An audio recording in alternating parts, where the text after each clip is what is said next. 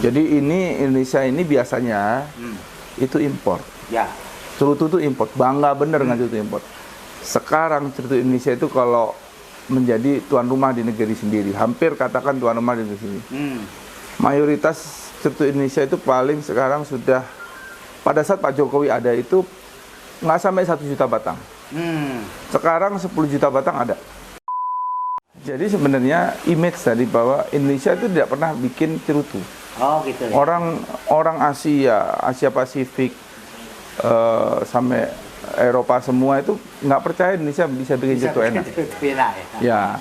Setelah kami masuk, mereka mulai percaya. Berapa konsep dalam 1 tahun untuk dari bisnis cerutu dan tembakau? Cluenya saja. Ya, cluenya aja Mas. Cluenya saja 5 tahun mendatang kami sudah IPO. Sudah baik. Itu syarat IPO udah kelihatan di situ. Ya, syarat IPO memang berat ya. Ya, itu ya Mas ya. Itu udah kelihatan.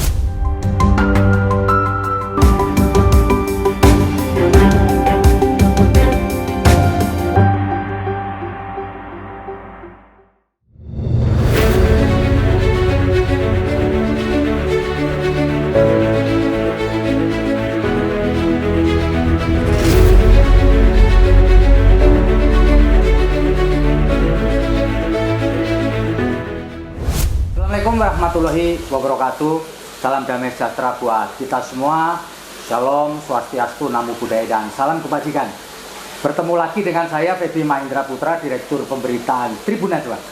Kali ini saya berada di Jember, sebuah kabupaten yang berada di wilayah timur Jawa Timur. Dan sungguh berbahagia karena saya dapat bertemu dengan Pak Febrian Ananta Kahar. Namanya mirip dengan saya karena kita sama-sama kelahiran bulan Februari, dan saya kira beliau punya bintang Aquarius atau air, benar Pak ya? Dan beliau adalah komisaris PT Bos Imit Nusantara atau disingkat BINSIGAR. Bukan Badan Intelijen Negara tetapi Bos Imit Nusantara.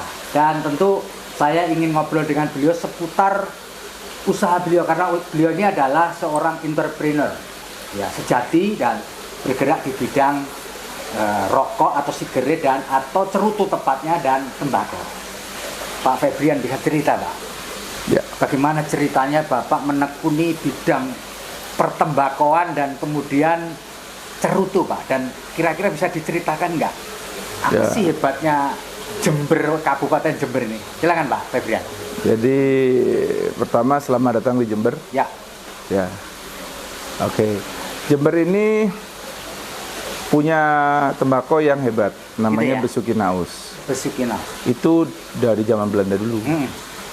Jadi ada 3 daerah dipilih oleh Belanda, yaitu Jember, Vaselan atau Klaten sana, sama Sumatera. Nah, Jember ini pada saat jaya-jayanya dulu bersama Sumatera dan Indonesia secara total itu hampir menguasai pasar wrapper atau pembungkus luar atau cerutu yang bahan baku yang paling mahal itu wrapper.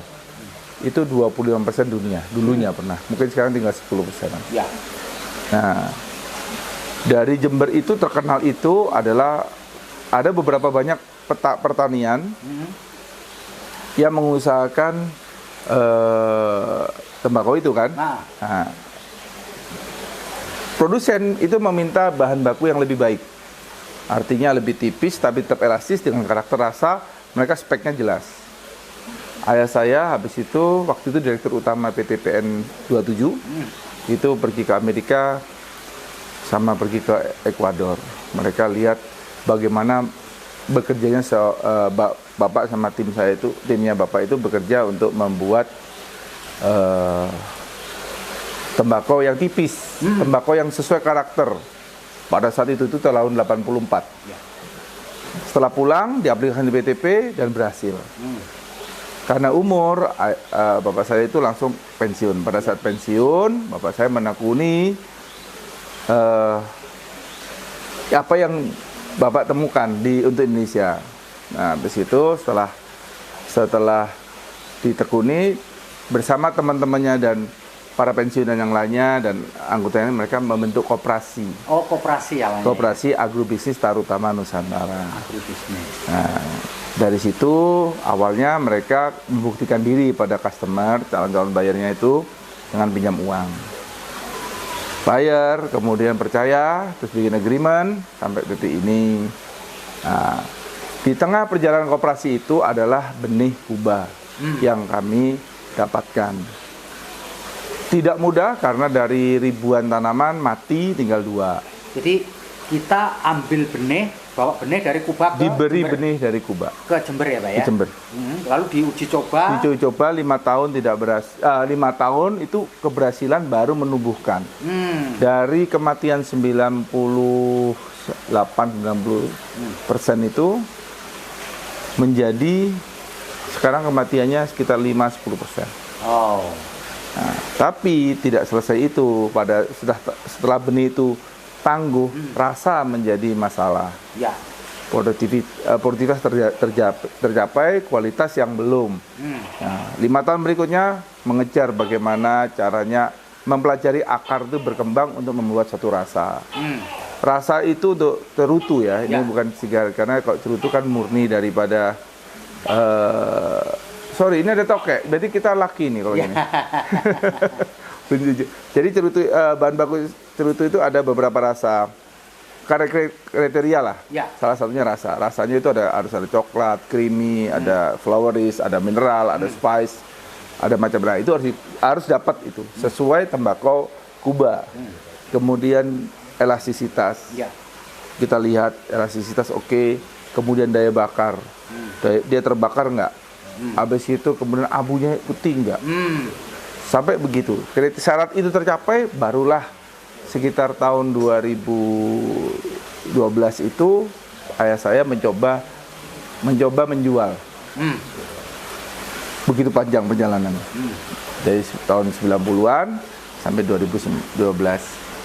Mencoba menjual. Ada yang beli. 1 batang.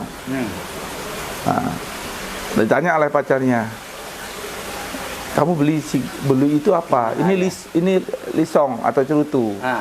Ini cerutu, ini adalah punyanya bos. Saya pengen kayak bos. Nah, menunjuk ayah saya dengar, panggillah semua karyawan. 2013 kita membentuk namanya PT Bos Image Nusantara. Gara-gara pengen jadi bos Image kan, Nusantara Indonesia.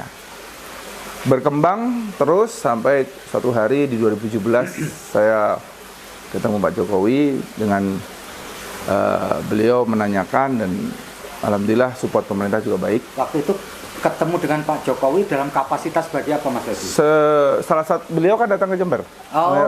Beliau datang ke Jember dan alhamdulillah cerutu kami juga kami sudah masuk ke istana. Oke. Ada Green Sigaro di situ. Lalu ketemu Pak Jokowi terus? Udah, beliau menanyakan, apa ini? Kenapa kamu membuat ini? Apa potensi Indonesia? Bagus banget. Dan sampai detik ini saya beberapa kali teman yang membawa cerutu kami ke istana, beliau ingat saya. Itu yang membuat saya itu siapalah dari kota seperti ini. Jadi Pak Jokowi ngasih support full. Jadi sekarang kami kerjasama dengan Kemendak, dengan Kemlu, untuk menjajaki pasar ekspor. Mas Febri, support dari Pak Jokowi itu wujudnya apa? Tidak langsung. Tidak langsung ya? Tidak langsung, tapi perhatian pemerintah terhadap cerutu luar biasa. Jadi Indonesia ini biasanya itu impor. Cerutu itu impor, bangga bener dengan cerutu impor. Sekarang cerutu Indonesia itu kalau menjadi tuan rumah di negeri sendiri, hampir katakan tuan rumah di negeri sendiri. Mayoritas cerutu Indonesia itu paling sekarang sudah, pada saat Pak Jokowi ada itu nggak sampai 1 juta batang. Sekarang 10 juta batang ada. Pasar per tahun. Per tahun ya? Bayangin 1 juta batang kalau 100, anggap aja lah paling biasa lah yang average 100.000. Pasarnya berkembang secepat itu. Saya nggak bisa menyalahkan jika pasar itu nanti kalau 10 tahun mendatang itu 200-an ton. Karena kalau ratusan ton itu berarti sudah menyerupai Kuba. Kuba itu 300 juta batang per tahun. Mas Edi, di antara pejabatnya pemerintah menteri itu yang biasa mengkonsumsi atau mengendorse cerutunya ini siapa aja Pak? Karena ini di podcast, saya tidak berani, tapi adalah gitu. Dan malah beberapa yang menjadi menyebutkan kan, beberapa sudah gabung memberi brand pada kami. Jadi supportnya seperti itu. Jadi kami sudah biasa menjadi mereka brand mencoba kami menelpon. Itu sudah biasa, kirim. Dan mereka beli. Nggak ada gratifikasi. Beli. Dan itu bayangin, mereka itu beli cukai sendiri loh. Pakai brandnya mereka. Oh gitu ya? Cukai sendiri. Mereka bilang, izin Bapak, saya kirim ya. Enggak. Berapa cukai yang bisa ini? Paling tinggi harganya segini Pak. Iya, saya pakai cukai. Jadi ngikutin aturan bener. Nah, tapi memang Bin Sigar itu menerapkan tertib cukai. Karena bagi Bin Sigar adalah cukai itu adalah milik rakyat. Kita harus membayar cukai sebenarnya. Kita bisa loh, teman nakal, kita jual 100.000 tapi pakai cukai yang untuk sigar harga 10.000 bisa. Bisa. Tapi itu resiko untuk perusahaan pasti ya. Biaya cukai kalau nangkep akan dendanya begitu banyak. Kedua, tapi itu kan bukan haknya kita. Nah, akhirnya ya itu, kami berapa kali dapat reward mengenai tertib salah satu yang prestasi cukainya baik, dan kami alhamdulillah sekarang rekornya nomor 2 di Indonesia. Oke, Pak Febri bisa cerita enggak kenapa tembakau Jember ya bisa diterima oleh pasar Eropa itu, gimana itu? Ya, jadi memang pertama memang Belanda ya. Belanda dan memang Belanda menentukan Jember. Jember itu karakter tanahnya, rakyatnya itu support terhadap tembakau. Oke lah, kita juga bilang Fasterland sama Delhi, Medan. Dia juga support. Disupport oleh dua itu, tanah sama rakyatnya support. Tapi pemerintahnya juga support di Jember. DBHCT itu kembali ke Jember bener oleh pemerintah Jawa Timur. Jadi benar-benar berputar. Keuangan itu berputar. Mungkin nggak terjadi di daerah lain. Nah, Jember ini kalau yang utama kami sudah mencoba menanam di kabupaten-kabupaten lain. Jember ini kekuatan utama di pekerjanya. Tenaga kerja yang SDM yang ada di Jember itu luar biasa. Rajin. 6:30 sudah mulai start kerja. 3:30 selesai. Jam 4 selesai. Diminta lembur berangkat. Nggak jarang kalau kami pada posisi tanaman harus diracun, ada beberapa binatang yang datangnya cuma jam 5 pagi, jam 5, jam 6 pagi, itu langsung merusak tembakaunya. Itu mereka datang ngeracun jam 4:30 setelah sholat subuh, berangkat ngeracun, mau. Di tempat lain agak sulit kami mendapatkan itu. Nah, SDM seperti gitu itu memang dipilih oleh Belanda karena itu juga. Jadi faktor tanah oke, faktor pekerjanya SDM-nya oke. Sehingga kemudian kualitas dari tembakau itu bisa diterima di pasar Eropa ya. Sampai sekarang. Sampai sekarang kami sampai sekarang sudah sekarang masih pensuplai 5 besar cerutu Eropa. Jadi kami masih pada posisi oke. Pak Febri, kalau boleh cerita, apa hambatan yang pernah dialami oleh Bos Image Nusantara ketika dia menjadi supplier tembakau Jember ke Eropa, lalu kemudian membuat cerutu atau lisong, apa yang pernah crucial point yang pernah dialami? Jadi sebenarnya image tadi bahwa Indonesia itu tidak pernah bikin cerutu. Gitu ya? Orang Asia Pasifik sampai Eropa semua itu nggak percaya Indonesia bisa bikin cerutu enak. Ya, setelah kami masuk, mereka mulai percaya. Akhirnya didukung oleh waktu itu Pak Lanyala Mataliti. Beliau datang ke sini mendeklarasi Jember Kota Cerutu Indonesia. Itu sebagai branding bahwa tembakau Jember dan cerutu Jember itu bagus. Dan itu event yang Festival Jember Kota Cerutu Indonesia itu adalah festival terbesar di Asia Pasifik. Jadi pencerutu pada datang ke sini. Nah, itu untuk menguatkan branding. Memang untuk mengeliminir kelemahan tadi di mana cerutu Indonesia itu dianggap cerutu yang tidak berkualitas. Ya. Nah, sekarang mereka udah terbuka. Orang Indonesia juga terbuka. Cerutu kita oke ya. Ya, terbukti dengan pasar yang begitu besar sekarang, cukup besar untuk cerutu. Perkembangannya itu hampir 100% setiap tahun. Hampir 100%. Mas Febri, kalau boleh diceritakan pasar terbesar cerutu kita ini, bin ini, di luar Indonesia mana aja? Kami masih Cina. Oh, Cina. Kami Masih Cina. Nah, ya? tapi sudah Malaysia, Asia Tenggara ini hampir semua sudah mulai kami garap. Iya. Terus kemudian Australia sudah kami garap. Terus tinggal kami sekarang menjajakan ke Eropa, Chili, ke Afrika, kami lagi menjajah gitu. Kami sudah ada kontak-kontak person dibantu kedutaan-kedutaan asing yang ada di Jakarta. Oh, kedutaan negara asing itu yang ada di Jakarta. Jakarta ya? Datang ke sini kemarin, 11 kedutaan datang ke sini. Ke Jember maksudnya. Ke Jember, itu mengetahui cerutu Indonesia bagus, mereka bawa. Pengen lihat gitu ya. Pengen lihat dan mereka bawa sampelnya. Mereka sekarang ada yang beberapa sudah datang ke Jakarta untuk persiapan menuju ke sini. Tapi nomor satu tetap Cina ya? Masih Cina. Masih Cina ya? Masih. Nah, Pak Febri, ini terakhir Pak Febri. Nah, kalau memang itu menjadi satu potensi Jember yang bisa membawa Jember ke luar negeri ya, cerutu lalu kemudian tembakau Jember itu, apa yang kita bisa lakukan ke depan? Apa yang kita bisa lakukan ke depan? Apakah meningkatkan jumlahnya atau kemudian marketingnya harus diperbaiki atau gimana ini supaya cerutu ini tadi kan beberapa negara sudah ya. Kami internally itu pasti. Ya. Kami terus mencoba untuk menjadikan brand kami adalah brand yang cukup untuk menggebrak pasar. Ya. Karena terus terang kalau cerutu kami tergolong cerutu murah tapi berkualitas. Kenapa cerutu murah? Karena dengan harga segitu kami bisa hidup masih. Ya. Jadi kami tidak akan masih ada marginnya. Masih ada marginnya, ya? Masih ada cukup untuk apalagi kalau ekspor kan tidak ada cukai itu kan hampir 40% sendiri. Kalau harga tertentu, ada yang bisa sampai 60% kalau harga di atas 2.000. Ya. Nah, cukai, PPN, terus kemudian dispenda itu kan besar. Tapi kalau kita ekspor itu kosong. Ya, nol ya. Nol kan. Nah, itu yang membuat kami bisa bertarung di luar. Ya. Nah, kami bisa bertarung di luar. Jadi apa yang dilakukan adalah memang kita harus memperbanyak jaringan dan ini terus-terusan datang. Ini kemarin Vietnam datang, Oke, start biasanya 45.000. Kemarin 45.000 batang. Lumayan lah. Ya. Lumayan. Dia untuk start awal lumayan.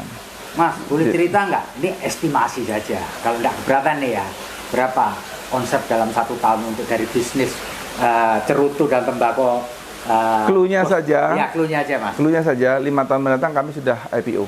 Sudah itu syarat IPO udah kelihatan di situ. Ya, syarat IPO memang berat ya. Ya, Mas, itu udah kelihatan. Jadi memang kembali lagi tadi apa yang harus ditingkatkan dari kami itu, dari pemerintah daerah pasti. Pemerintah kami itu bekerja sama dengan UMKM untuk box-boxnya itu. Box-boxnya. Box, kertas, segala macam itu. Nah, support pemerintah daerah adalah bisa edukasi kepada UMKM. Bisa pinjaman lunak lewat perbankan pemerintah dan lunak. Kemudian kami juga butuh regulasi yang mungkin cukai itu kan ada expirednya ya, ada masa minimal beli segala macam. Mungkin regulasi itu bisa tapi kami survive, kami oke dengan itu. Tapi perkembangan pabrikan lain agak berat dengan itu. Akhirnya mereka ngambil jalan agak nakal itu. Tapi kalau saya oke, karena sudah dihitung. Iya. Nah, itu ya Mas Evi ya. Itu. Baiklah Tribuners, ngobrolnya tidak panjang, tapi kita bisa dapat gambaran bahwa Kabupaten Jember ini bukan wilayah yang kaleng-kaleng, karena sejak dari dulu terkenal sebagai penghasil tembakau dan dalam beberapa tahun belakangan ini sebagai produsen cerutu yang bisa diterima oleh pasar di luar negeri. Kita dengar bunyi tokek, kata Mas Febri, hoki. Semoga kita semua dalam kondisi hoki dan sehat-sehat saja. Saya Febri Mahendra Putra, pamit undur diri. Kita akan ngobrol dengan tokoh yang lainnya. Assalamualaikum warahmatullahi wabarakatuh. Salam damai sejahtera buat kita semua. Om Swastiastu, Namo Buddhaya, dan salam kebajikan, dan jangan lupa tetap bahagia.